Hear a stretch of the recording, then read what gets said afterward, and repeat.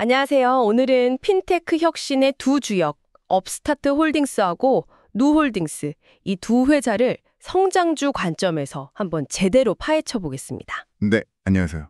두 회사 모두 금융계의 판도를 바꾸려고 하고 있는데 접근 방식은 완전히 다르죠. 맞아요. 오늘 저희 목표는 이겁니다. 현재 시점에서 봤을 때 어느 쪽의 성장 엔진이 더 힘차게 돌아갈 가능성이 높은지 여러분과 함께 좀 탐색해 보려고 합니다. 자, 먼저 업스타트부터 시작해 볼까요? 네, 이 회사는 인공지능, AI를 핵심 무기로 사용하잖아요. 그렇죠. 기존의 신용 점수나 소득 정보 이것만으로는 좀 부족하다 이렇게 보고 학력이라든지 시험 점수, 심지어 과거 직업 이력 같은 거 이런 다양한 데이터를 막 분석해서 대출 승인 여부를 판단하죠. 비전통적인 데이터를 많이 보는군요. 네. 그래서 사실 전통적인 금융 시스템에서는 좀 기회가 적었던 분들, 예를 들면 사회초년생이나 프리랜서 같은 분들한테도 새로운 금융의 문을 열어주고 있다. 이런 평가를 받고요.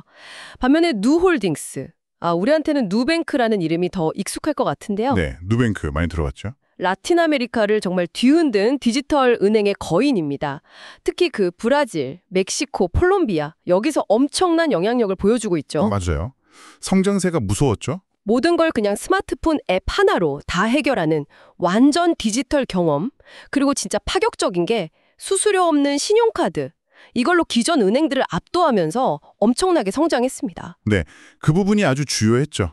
두 회사 다 상장하고 나서 한때는 시장을 정말 뜨겁게 달고 썼는데요. 근데 이제 격동의 시기를 좀 거치면서 평가가 좀 엇갈리고 있는 것 같아요.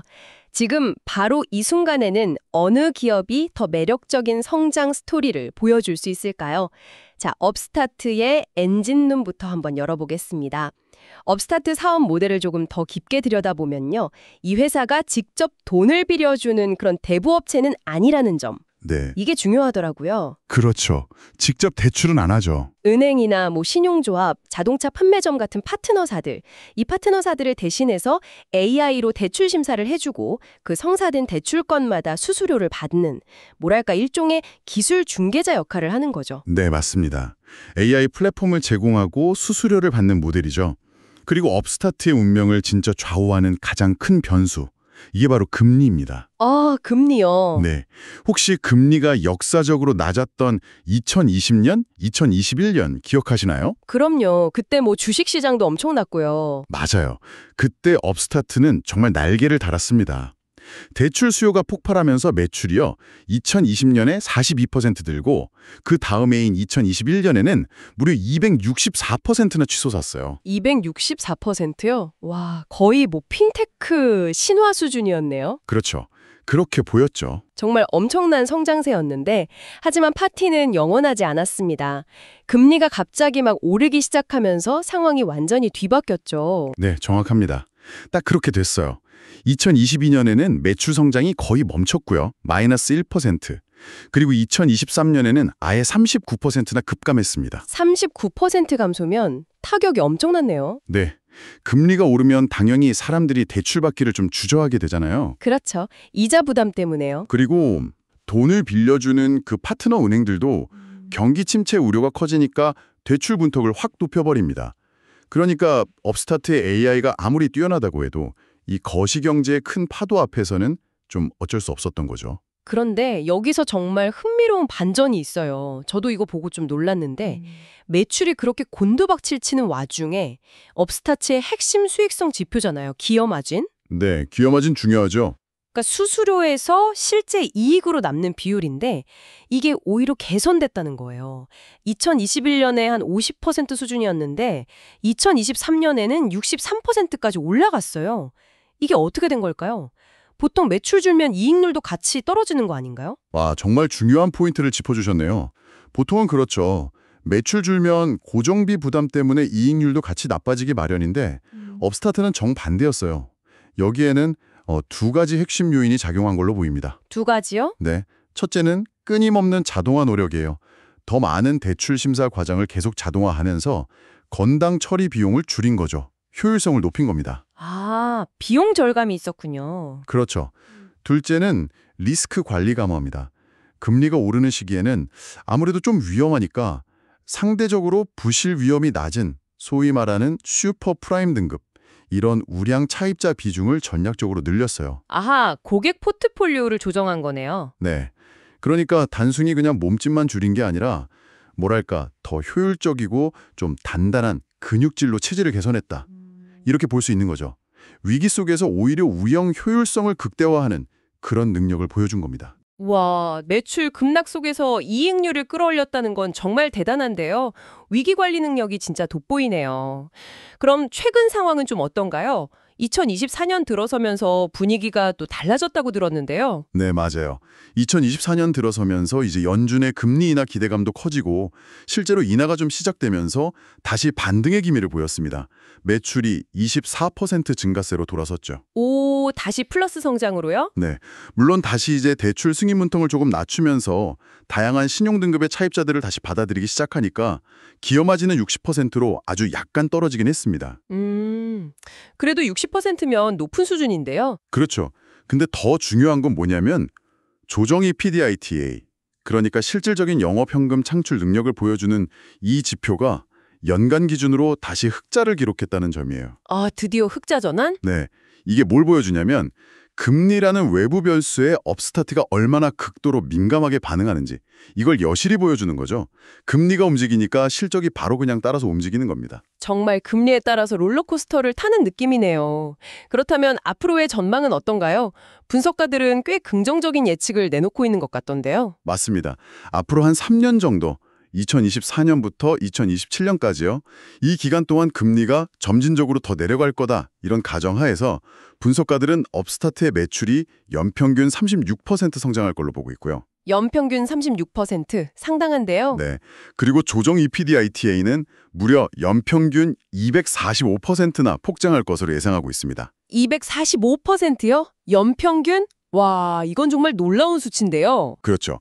그리고 2025년에는 재무제표상의 순이익, 그러니까 갭 기준으로도 흑자로 돌아설 거다 이렇게 기대하고 있습니다. 와, 연평균 245% 성장이라니. 현재 기업 가치가 한 59억 달러 정도라고 하던데 그럼 내년 예상 조정 EBITDA의 한 17배 수준이라는 거잖아요. 이런 성장 전망치를 생각하면 이거 아직도 싸다고 볼 수 있는 건가요? 밸류에이션 문제는 항상 참 어렵죠. 17배라는 숫자 자체가 절대적으로 엄청 낮다 이렇게 보기는 어려울 수도 있어요. 근데 예상되는 성장률, 특히 그 이익 증가율이 워낙 폭발적이다 보니까 성장성 대비 저평가 아니냐 이런 주장이 나올 수 있는 겁니다. 성장률을 감안하면 그렇겠네요. 다만 정말 중요한 건 이 모든 예측은 금리 인하라는 아주 큰 전제 조건에 크게 의존하고 있다는 점이에요. 이걸 꼭 명심해야 합니다. 그렇죠. 금리가 안 내려가면 다 소용없는 거니까요. 맞습니다. 만약에 금리가 예상과 다르게 다시 오르거나 아니면 계속 높은 수준을 유지한다면 이 성장 스토리는 정말 크게 흔들릴 수밖에 없어요. 결국 업스타트 투자의 핵심은 금리 예측과 거의 맞닿아 있다. 이렇게 봐야 합니다. 그렇군요. 요약하자면 업스타트는 금리 사이클에 따라서 실적 변동성이 아주 크고 또 위기 속에서 효율성을 계산하는 능력을 보여줬고 금리가 내려갈 때는 폭발적인 잠재력이 있고 그리고 이 잠재력 대비 현재 밸류에이션이 매력적인가 이 사이에서 평가받고 있다. 이렇게 정리할 수 있겠습니다. 네, 명확한 정리 감사합니다. 정말 금리라는 외줄 위에서 아슬아슬하게 성장의 춤을 추는 것 같은 업스타트와는 달리 누홀딩스는 좀 더 안정적으로 땅을 넓혀가는 영토 확정에 집중하는 모습인데요. 자, 라틴 아메리카의 거인 누의 이야기를 한번 들어보시죠. 누홀딩스의 성장은요, 진짜 입이 떡 벌어질 정도입니다. 2021년 말에 고객 수가 한 5,400만 명 정도였거든요. 네, 5천만 명대. 근데 2024년 말에는 이게 1억 1,400만 명을 넘어섰어요. 딱 3년 만에 2배 이상 불어난 거죠. 와, 1억 명 돌파했군요. 정말 대단하네요. 단순히 고객 수만 늘어난 게 아니에요. 더 중요한 건 뭐냐면 그 고객들이 실제로 누뱅크를 얼마나 활발하게 쓰느냐 이걸 보여주는 활동률이라는 게 있거든요. 아, 실제 사용하는 비율이요? 네, 이 비율도 76%에서 83%로 꾸준히 상승했어요. 그러니까 고객을 유치만 하는 게 아니라 실제 서비스 사용으로 연결시키는 능력이 아주 뛰어나다. 이런 증거죠. 고객 관리도 잘한다는 뜻이네요. 그리고 더 놀라운 건 고객 한 명당 벌어들이는 돈, 그러니까 월간 고객당 평균 수익, ARPAC라고 하죠? 네, ARPAC? 이게 2021년에는 4.5달러였는데 2024년에는 11.1달러까지 치솟았어요. 거의 2.5배 가까이 늘어난 거예요. 이야, 쉽게 말하면 고객 한 명한테서 예전보다 훨씬 더 많은 수익을 만들어내고 있다는 뜻이죠. 여기서 진짜 더 주목해야 할 점이 있어요. 이렇게 고객 기반이랑 고객당 수익이 폭발적으로 늘어나는 동안에요. 활성 고객 한 명을 관리하는 데 드는 월 평균 비용은 0.80달러 수준에서 거의 변동 없이 아주 안정적으로 유지되었다는 사실입니다. 네, 비용은 그대로라고요? 고객은 2배 넘게 늘고 수익도 2.5배 늘었는데 네. 이게 바로 누뱅크의 정말 강력한 경쟁력 중 하나예요. 엄청난 규모의 경제와 아주 효율적인 운영 시스템을 갖췄다는 걸 의미하거든요. 전통적인 은행들은 정말 상상하기 어려운 비용 구조죠. 아니 근데 어떻게 그게 가능했을까요? 고객은 2배로 늘고 제공하는 서비스도 훨씬 많아졌을 텐데 고객 관리 비용은 그대로란요? 왜 안 들어요? 아, 오프라인 지점이 없으니까? 네. 그리고 또 데이터 분석을 통해서 고객 서비스를 자동화하고 최적화하는 데 아주 뛰어납니다. 고객 문의가 들어오면 상당 부분을 챗봇이나 자동화된 시스템으로 먼저 처리하고 정말 꼭 필요한 경우에만 상담원을 연결하는 식이죠. 효율적이네요. 그리고 고객 확보하는 것도요. 대부분 입소문이나 디지털 마케팅을 통해서 이루어지기 때문에 전통은행들처럼 막대한 마케팅 비용이나 지점 유지 비용 이런 게 들지 않는 겁니다. 그렇군요. 와, 비용 구조 자체가 아예 다르네요. 그럼 누의 전략은 이렇게 확보한 고객들한테 더 많은 상품을 팔아서 수익을 극대화하는 거겠네요. 정확합니다. 누의 핵심 전략은 바로 생태계 확장이에요. 생태계 확장. 네.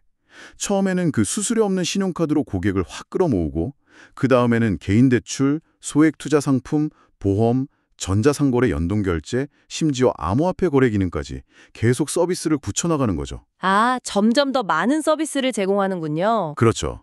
그래서 고객이 누 플랫폼 안에서 가능한 한 많은 금융활동을 하도록 유도하는 겁니다. 고객 한 명이 여러 서비스를 이용할수록 당연히 이탈률은 낮아지겠죠. 그리고 누는 더 많은 교차 판매 기회를 얻게 되고요.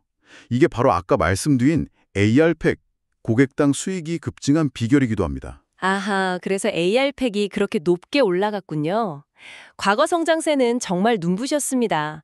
2021년부터 2024년까지 매출이 연평균 89%나 성장했고요. 2023년에는 드디어 GAAP 기준으로도 흑자 전환에 성공했죠. 네, 흑자 전환했죠. 그리고 2024년에는 주당 순이익 EPS가 거의 2배 증가할 정도로 이익 성장세도 아주 가팔랐습니다. 그런데 이런 황금기가 계속될 수 있을까? 여기에 대한 의문도 좀 제기되고 있죠. 네, 맞아요.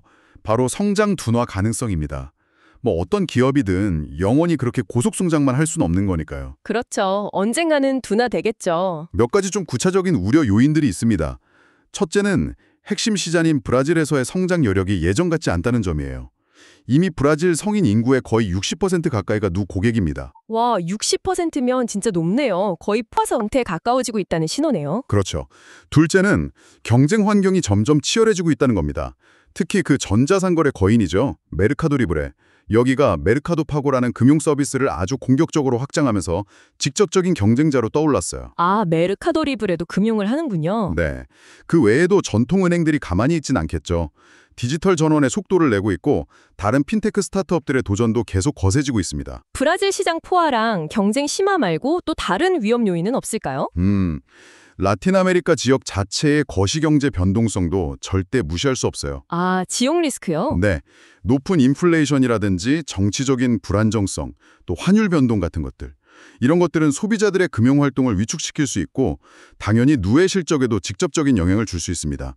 특히 누의 주력 상품 중 하나가 신용카드랑 개인 대출인데 경기가 안 좋아지면 부실률이 높아질 위험이 있죠. 그렇겠네요. 이런 여러 도전 과제들을 극복하기 위해서 누는 어떤 돌파구를 찾고 있나요? 새로운 성장 동력을 확보하려고 크게 두 가지 방향으로 움직이고 있습니다. 하나는 지리적 확장이에요. 다른 나라로 가는 거군요. 네. 아직 침투율이 상대적으로 낮은 멕시코, 성인 인구의 13%하고 콜롬비아 10%. 이 두 시장에 대한 투자를 아주 대폭 늘리고 있습니다. 여기서 브라질에서의 성공 공색을 다시 한번 재현하겠다. 이런 목표죠. 멕시코랑 콜롬비아. 네.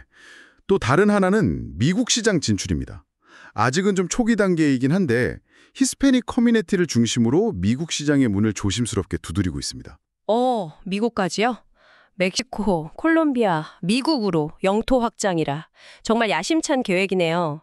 근데 이런 공격적인 확장이 단기적으로는 좀 부담이 될 수도 있지 않을까요? 아, 그렇죠. 정확히 보셨습니다. 새로운 시장에 진출하고 거기서 인지도를 높이려면 당연히 막대한 마케팅 비용, 또 운영 비용이 투입되어야 하거든요. 이게 단기적으로는 누의 수익성을 좀 압박할 수 있습니다. 실제로 최근 분기 실적에서도 이런 비용 증가 추세가 좀 나타나고 있고요. 아, 비용이 늘어나고 있군요. 네. 물론 미래의 성장을 위한 투자인 건 맞아요. 근데 투자자들이 이 기간 동안의 수익성 둔화를 과연 얼마나 인내심을 가지고 지켜볼 것인가, 이게 관건이죠. 그러니까 성장을 위한 투자와 단기적인 이익 사이에서 균형점을 잘 찾아야 하는 그런 숙제를 안고 있는 겁니다. 그렇군요. 분석가들의 향후 전망도 이런 상황을 좀 반영하고 있겠네요. 네, 그렇습니다. 2024년부터 2027년까지 누의 매출과 EPS는 각각 연평균 28%, 38% 성장할 것으로 예상됩니다. 28%, 38%면 여전히 높은데요? 네, 여전히 매우 인상적인 성장률이죠. 하지만 과거에 연 80%, 90%에 달했던 그 폭발적인 성장세와 비교하면 확실히 이제 속도 조절에 들어간 모습이라고 볼 수 있습니다. 아, 과거에 비하면 낮아진 거군요. 그렇죠. 현재 주가는 내년 예상 순이익의 한 20배 수준에서 거래되고 있는데요. 이는 성장 둔화 우려와 또 투자 비용 증가 이런 걸 감안했을 때 시장이 누의 미래에 대해서 이전보다는 다소 좀 신중한 평가를 내리고 있다. 이렇게 해석할 수 있습니다. 투자자들이 일단 좀 지켜보자 이런 자세를 취할 수도 있다는 거죠. 자, 이제 두 거인을 나란히 놓고 한번 비교해 볼 시간입니다. 업스타트와 누홀딩스.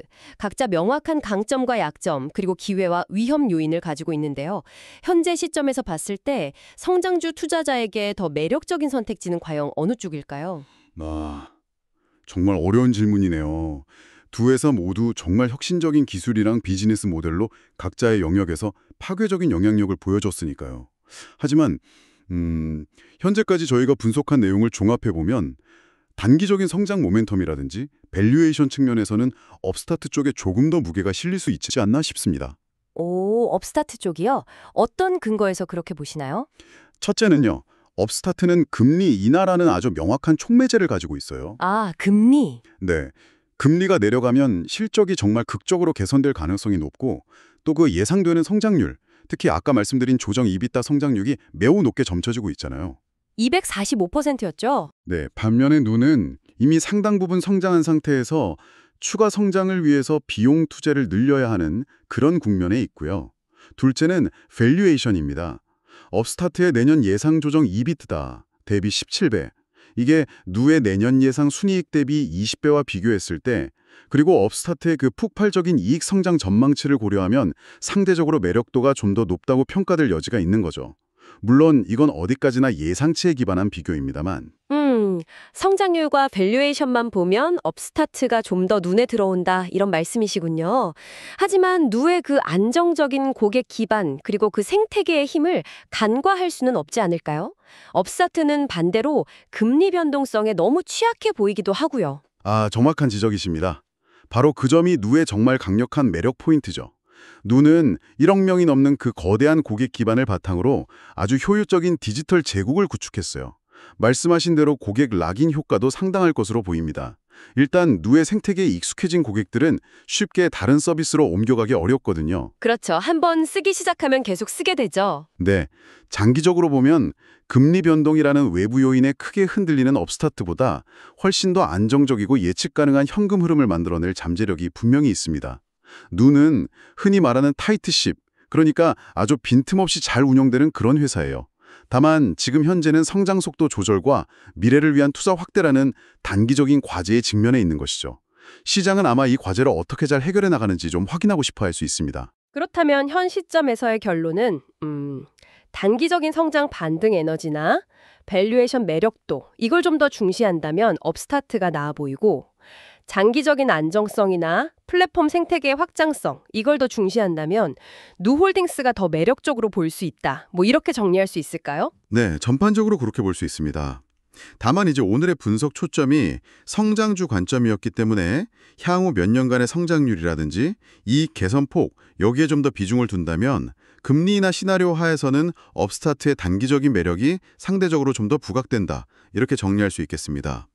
물론 투자는 항상 미래의 불확실성을 안고 가는 것이기 때문에요. 각자의 투자 성향이나 또 위험을 얼마가 감수할 수 있는지 이런 능력에 따라서 판단은 당연히 달라질 수 있습니다. 네, 알겠습니다. 오늘 이야기를 한번 정리해 보겠습니다. 업스타트는 AI 기반 대출 중개 모델로 금리 변화에 아주 민감하게 반응하면서 높은 성장 잠재력을 보여주지만 그만큼 변동성도 크다는 특징이 있었고요.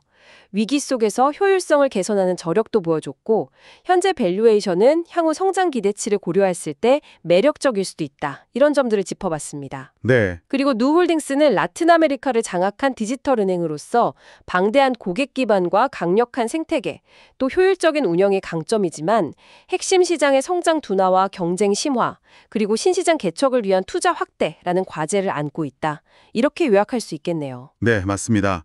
마지막으로 여러분께 좀 생각해 볼 만한 질문을 하나 던지면서 마무리하고 싶은데요. 네, 어떤 질문인가요? 인내 성장세가 예전만 못하다고 해도요. 이들이 라틴 아메리카에서 구축한 그 1억 명 이상의 고객 기반, 그리고 사람들 생활 속에 아주 깊숙이 파고든 금융 생태계. 이 가치는 시간이 지날수록 오히려 더 강력해지지 않을까요?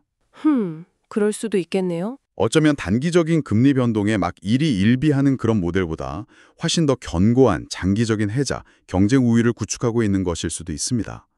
또 향후 미국과 라틴 아메리카의 관계 변화라든지 각 지역의 경제 상황 전개가 이 두 회사의 운명에 각각 어떤 다른 방식으로 영향을 미칠지 상상해 보는 것도 상당히 흥미로울 것 같습니다. 두 회사가 가진 리스크의 성격 자체가 다르다는 점, 그리고 그에 따른 잠재적인 보상 역시 다르다는 점을 한번 깊이 생각해 보시는 것은 어떨까 싶습니다. 네, 정말 흥미로운 질문이네요. 장기적인 관점과 단기적인 관점, 그리고 각기 다른 리스크까지 고려해야 하는군요. 오늘 저희와 함께 업스타트와 누홀딩스, 이 두 핀테크 혁신 기업의 흥미로운 대결을 깊이 파고들어 주셔서 정말 감사합니다. 다음에도 흥미로운 주제로 찾아뵙겠습니다.